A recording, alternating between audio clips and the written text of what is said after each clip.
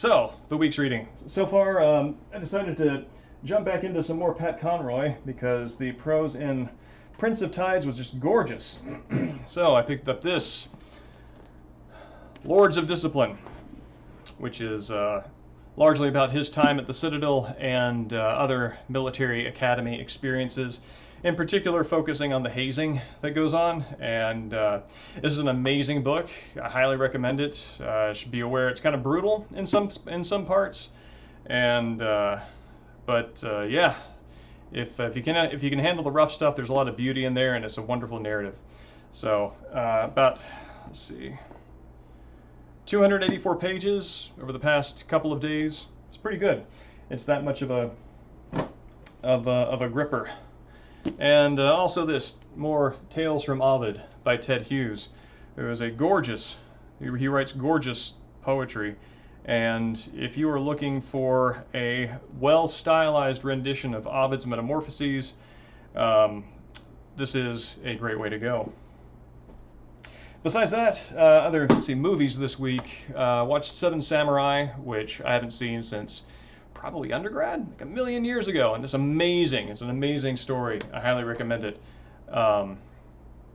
And also Butch Cassidy and the Sundance Kid with Paul Newman and Robert Redford, which it's very clever, it's very fun, a lot of really dynamic, good cinematography, and it conveys a feeling of action, even though it is not a standard Western.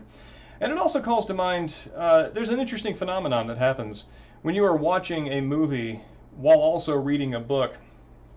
There's some wire crossing that happens that's independent of, when they say, like, when you watch a movie, it spoils the visuals for you because then that's in your mind instead of whatever you're picturing from the book.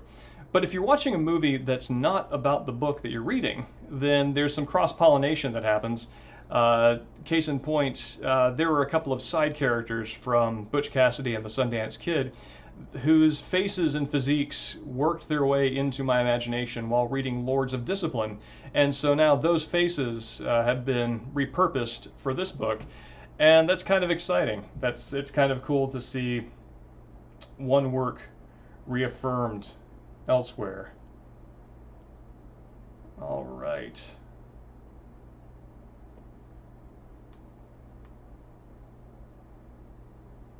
Cool.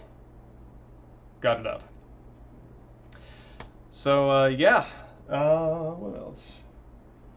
More Issa's Haiku, which is quality stuff, but it's books of haiku, especially quality classical haiku, are challenging reads because they're very simple. They're deceptively simple, deceptively brief. So if you're looking for something where you can, like a word per minute read through, you can probably blast through it in a couple of hours, but you're not really going to be absorbing it. I was actually talking about this specific edition with Boogle, channel moderator and a longtime friend of mine, and he was talking about trying to pace himself through reading it, and I agree that that is the way to do it. Read only 5 haiku a day and let them digest. They are like those little dinosaur capsules that when you apply water expand and grow into a monstrous 5-inch tall sponge beast.